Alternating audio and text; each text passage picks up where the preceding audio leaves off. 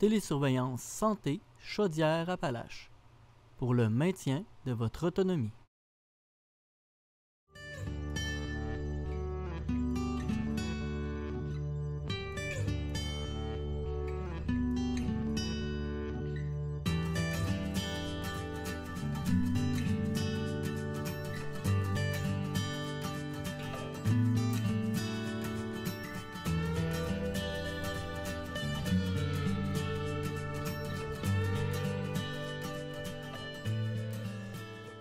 Bonjour, bienvenue à Info Aînés. Aujourd'hui, on reçoit Marie-Ève Nadeau du CIS de Chaudière-Appalaches pour nous parler d'un sujet sensible mais important, soit des directives médicales anticipées et de l'aide médicale à mourir.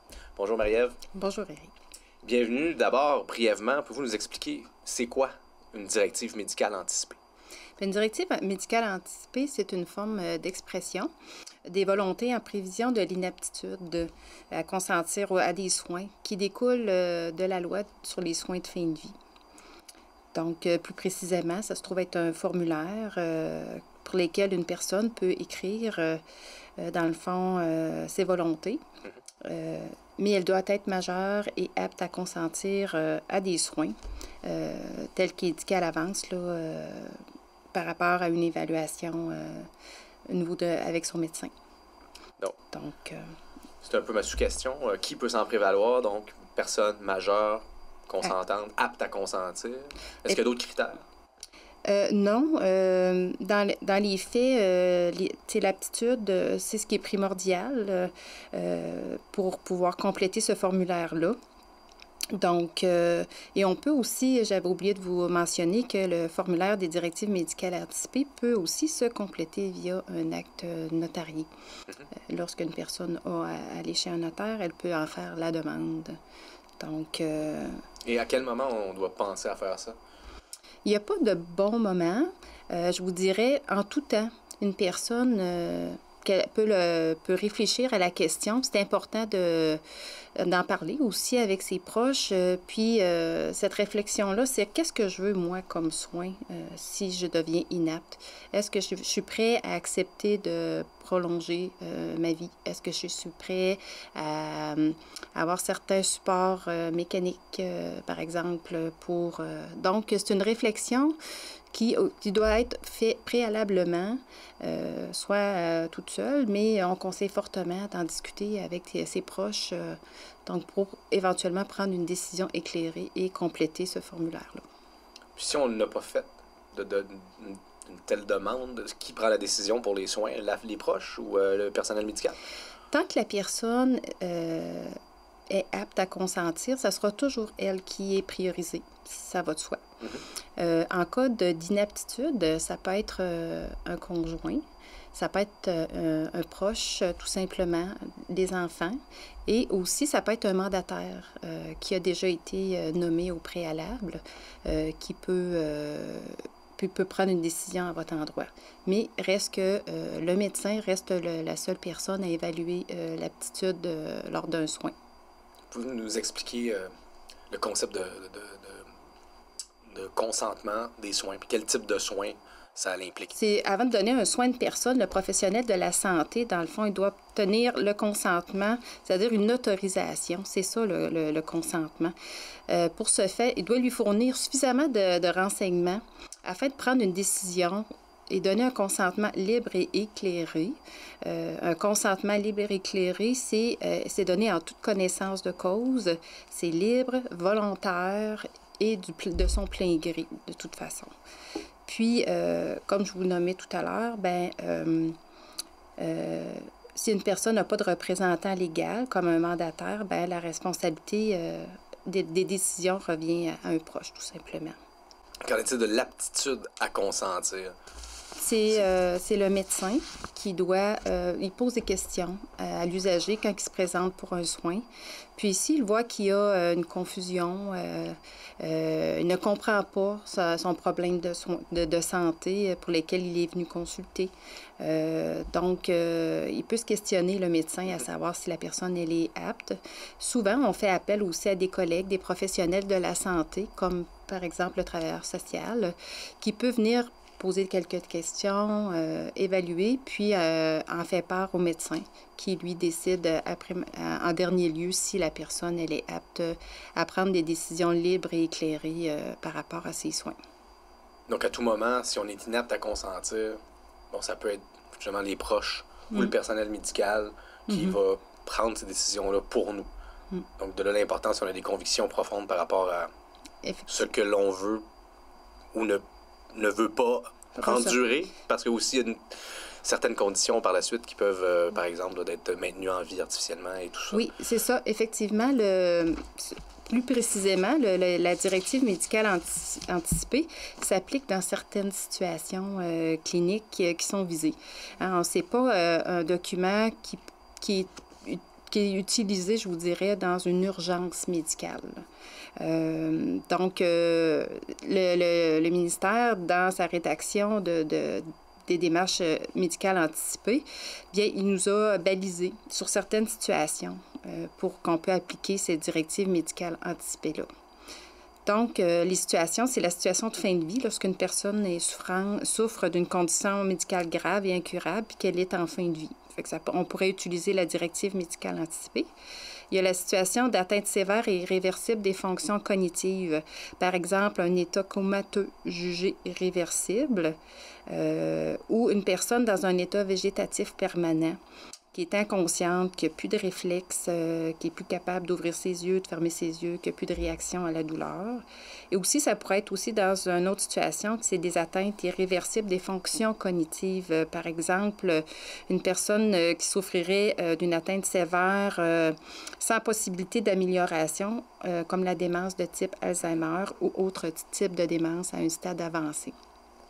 Donc, la directive s'applique dans une situation d'inaptitude. Fait que dans ces trois situations-là, cliniques, bien, c'est vraiment des situations là, que la personne est inapte là, parce qu'elle ne répond plus ou moins là, aux questions, puis elle n'est pas capable de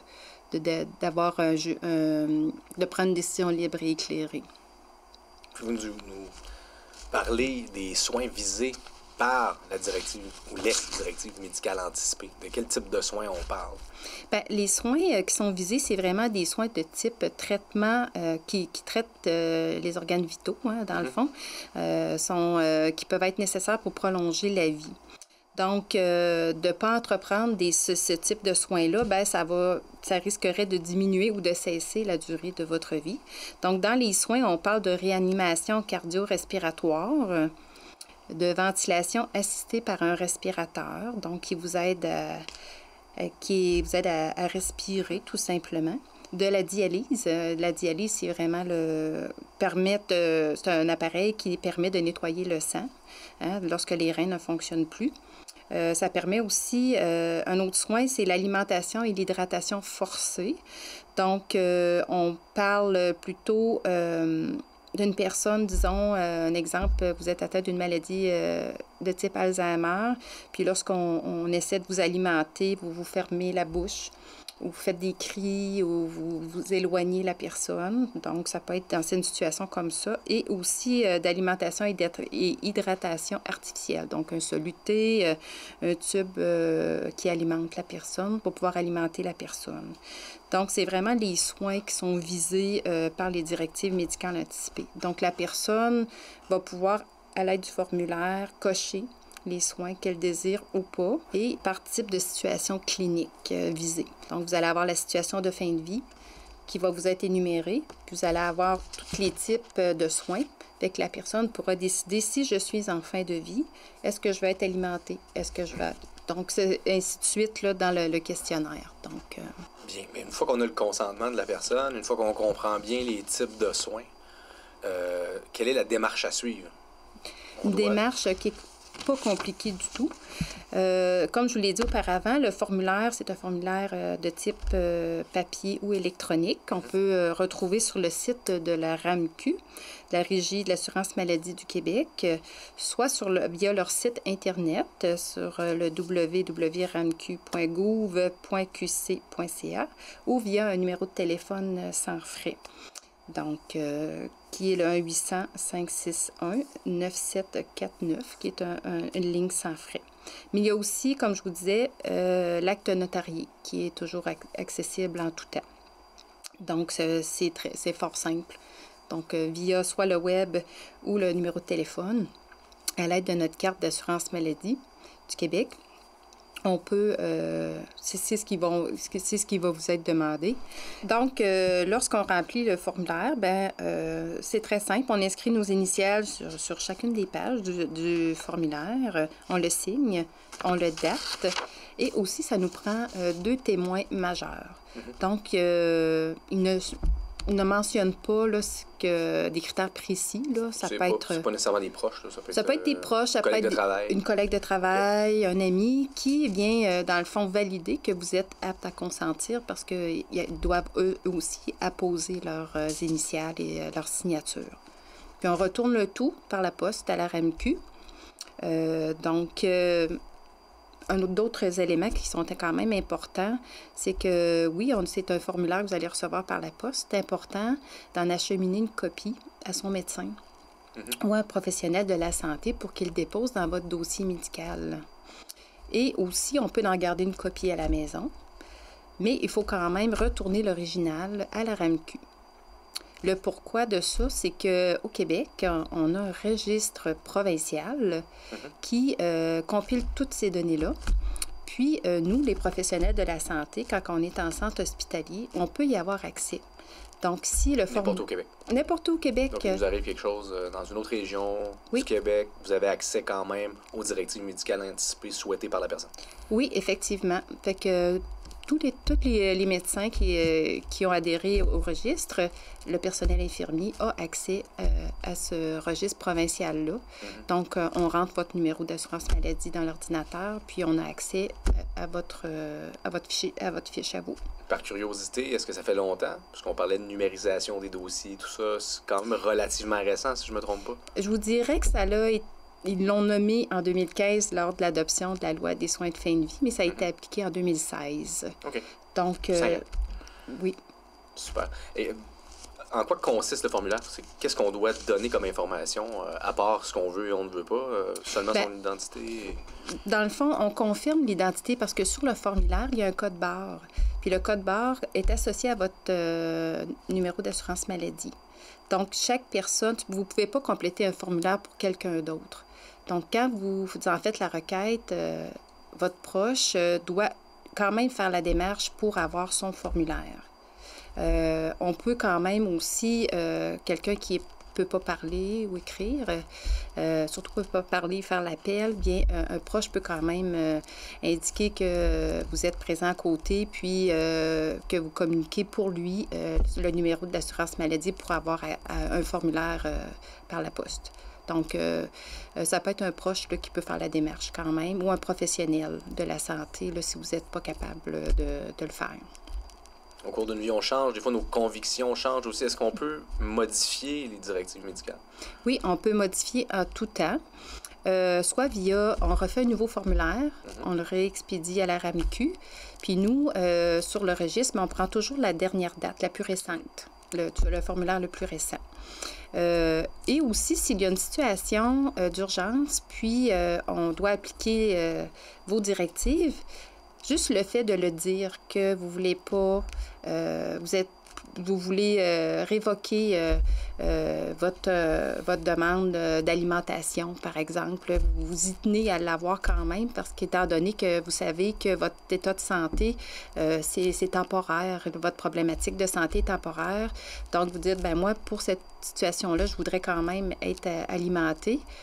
Pour X temps, le verbal, le fait de le dire, prévaut sur le mandat. Puis aussi, si on veut carrément annuler une requête, il faut quand même faire venir un formulaire de révocation. Dans le cas où on soit plus conscient. Oui, si on est apte toujours, puis qu'on décide que finalement, c'était pas une bonne idée, vous avez changé d'idée carrément, puis dire, moi, les directives, j'y tiens pas nécessairement. En tout temps, vous pouvez révoquer ce que vous avez envoyé, fait qu'on va tout simplement annuler via un formulaire de révocation, tout simplement. Disons que plusieurs membres de la famille s'y opposent pour des raisons religieuses ou je ne sais quoi, qu'une personne souhaite quand même ne pas recevoir d'aide respiratoire, par exemple, pour demeurer en vie artificiellement. Est-ce que la famille peut s'y opposer? Puis quelle valeur que ça a au niveau légal? Là? Bien, la directive médicale anticipée prévaut sur tout type de document ou même sur ce que la famille désire.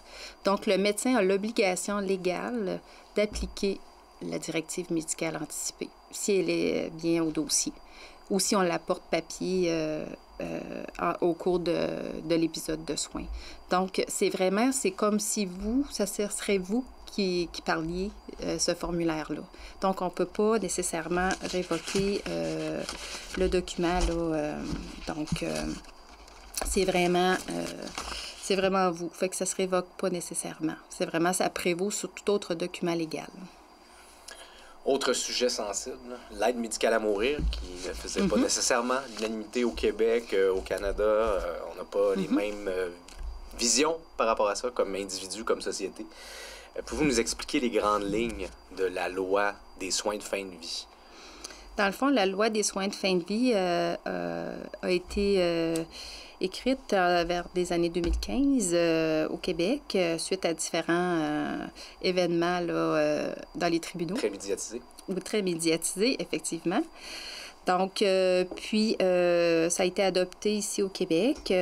L'aide médicale à mourir, c'est un élément de la loi des soins de fin de vie, dans le fond. Hein, ça fait partie de différents... La loi parle des DMA, des directives médicales anticipées, de l'aide médicale à mourir et les soins palliatifs. Fait que l'aide médicale à mourir en fait partie. C'est un soin d'exception qu'on appelle. Hein. C'est un soin qui peut être un choix pour une personne là, en fin de vie. Qui peut avoir droit à l'aide médicale à mourir? Comment ça fonctionne? Bien, la loi est très contraignante. Elle propose des conditions. Hein.